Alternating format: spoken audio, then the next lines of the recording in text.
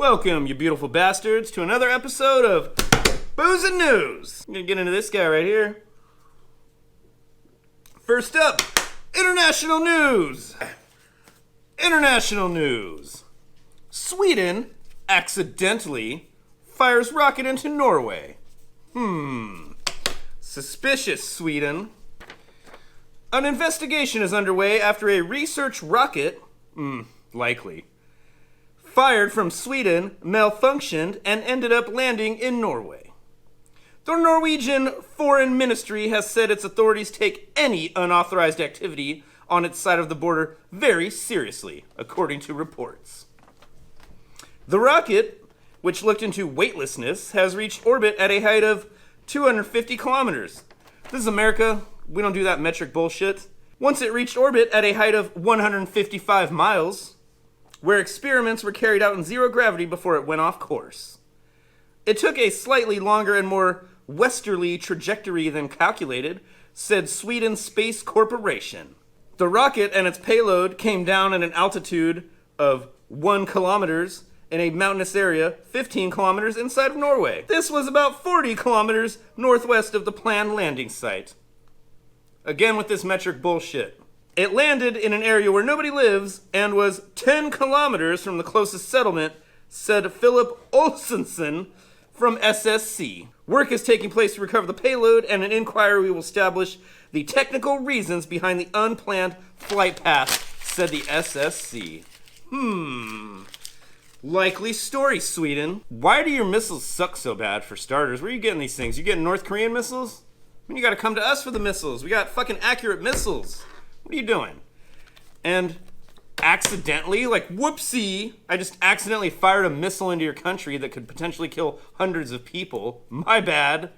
Is this because you guys aren't in NATO? Is that what this is? You got a non-NATO country attacking a NATO country? You better watch your back, Sweden. I'm watching you. That's right. Next up, we have national news. Second Bud Light marketing exec placed on leave after backlash. A second Bud Light senior marketing executive has been placed on leave following backlash and calls for a boycott over the brand's recent partnership with a popular influencer, according to a report. Daniel Blake, who oversees marketing for Anheuser-Busch's mainstream brand, stepped back from his role Sunday, according to the Wall Street Journal. It was reported Friday that another executive, the brewer's vice president of marketing who was behind the campaign, Alyssa Heinenschied, was taking a leave of absence. I probably got that wrong. I don't give a shit. Quote, given the circumstances, Alyssa has decided to take a leave of absence, which we should support, an Anheuser-Busch spokeswoman told the Journal. Quote, Daniel has also decided to take a leave of absence. That means they got fired. That's what the fuck that means. You dummies. People familiar with the matter told the Journal that the decision to take leave was not voluntary. Yeah, no shit. The intense backlash began after Bud Light partnered with Mulvaney, a popular transgender influencer with over 10 million TikTok followers who rose to fame chronicling her gender transition on social media. Despite the growing backlash from the partnership with Mulvaney, Bud Light initially defended the move before offering a half-hearted apology to its loyal customers last week. A replacement has not been announced for Blake, who has worked at Anheuser-Busch for nearly 9 years. All right, first of all, let me just say thank you, Bud Light, for tanking your company, because if it wasn't for your bullshit, I wouldn't have made a video making fun of you, and it wouldn't have gone viral. So thank you, Bud Light. Cheers to you with a real beer.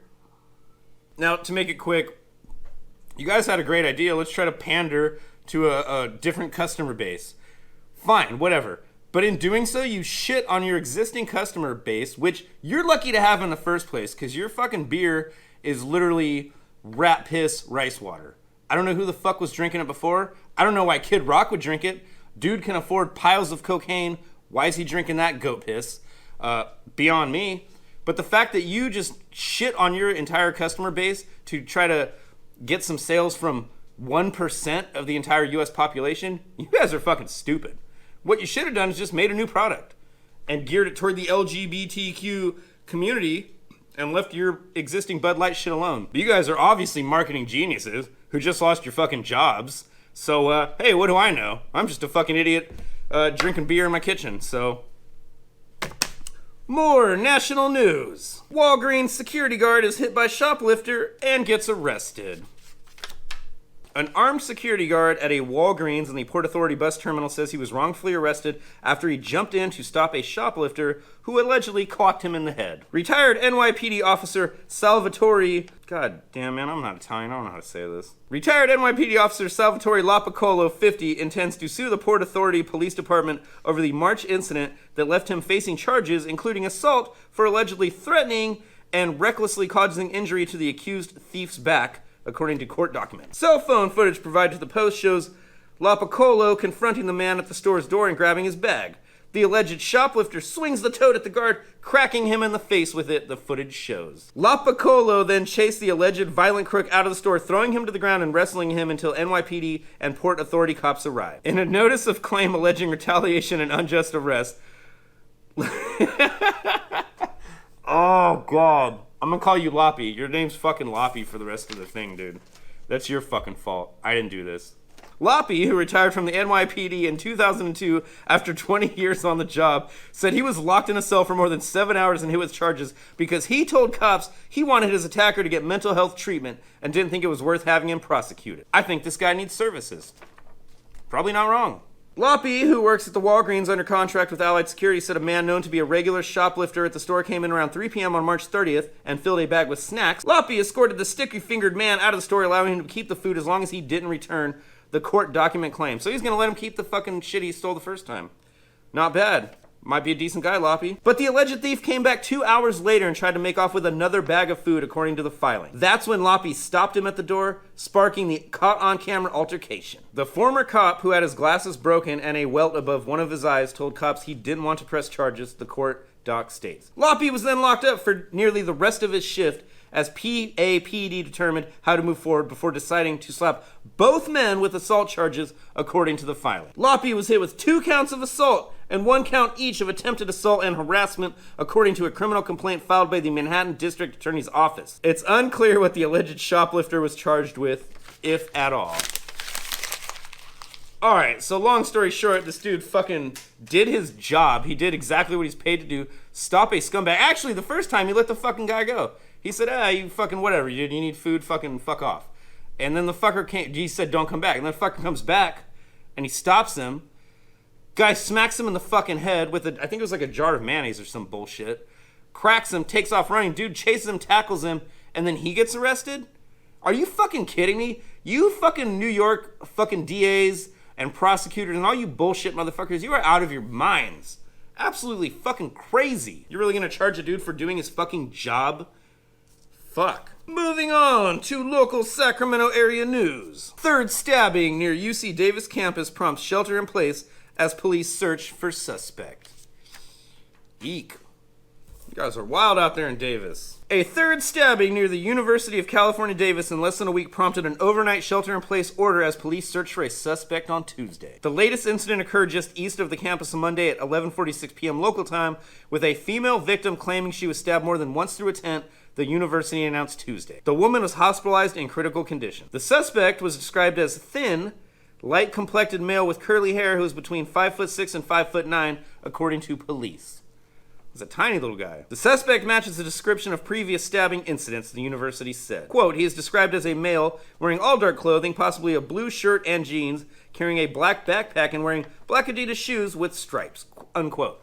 Yeah, because you can't change your fucking clothes or shoes or anything. Like, that's super relevant. Police issued the shelter-in-place order about 1 a.m. local time Tuesday, then lifted it before 6 a.m. after the search for the suspect was unsuccessful. Monday night's violence followed the deaths of 50-year-old David Henry Baru in the nearby Central Park last Thursday and 20-year-old Kareem Abu Najim in Sycamore Park on Saturday. I might have messed that name up. If I did, I'm sorry. I'm not trying to do that at all. I'm not even trying to be funny right now. Davis, California is about 15 miles west of Sacramento. Wow, good thing we shut down all those insane asylums so we can just have the crazy people fucking running wild amongst us. It didn't say it in that one, but from some other shit I read, the stabber, when he was stabbing the one girl, actually had a confrontation with a bunch of other homeless people because it happened in a homeless camp.